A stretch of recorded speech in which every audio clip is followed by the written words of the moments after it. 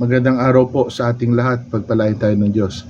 Sa ating pong pagninilay ngayon, ay ikalawang linggo ng Adbyento, ay pinaalalahanan tayo ni San Juan Bautista na talagang kailangan tayo ay magbagong buhay.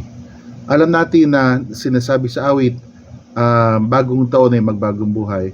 Pero huwag nating isipin na ang pagbabagong buhay ay minsan lamang sa isang taon, kundi ang pagbabagong buhay ay araw-araw, saglit-saglit, sanda-sandali, no? Sapagkat alam natin na tayong mga tao ay marurupok, no? Alam natin kung alam yung mabuti ang masama, at yun lamang kuminsan ginagawa natin kung ano yung masama at hindi ginagawa yung mabuti. Kung kaya binibigyan tayo ni San Juan Bautista ng paalala, no? Na sana wag nating baliwalain, no? Sa ating kultura, alam natin ang Kapaskuhan, kumbaga nag-uumpisa sa 1 ng Setyembre, no? Burr months, no?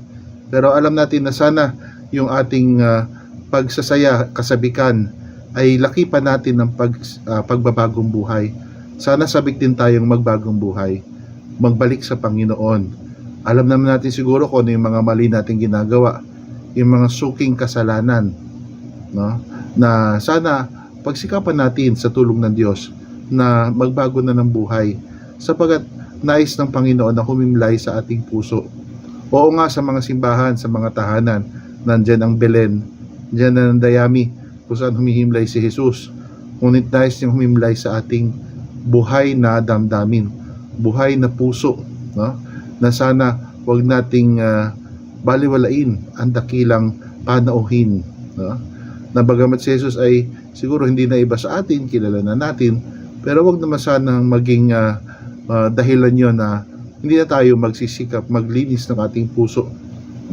At sino ba makakapagsabi ng kanyang puso ay napakadalisay na at napaka-banal na, no?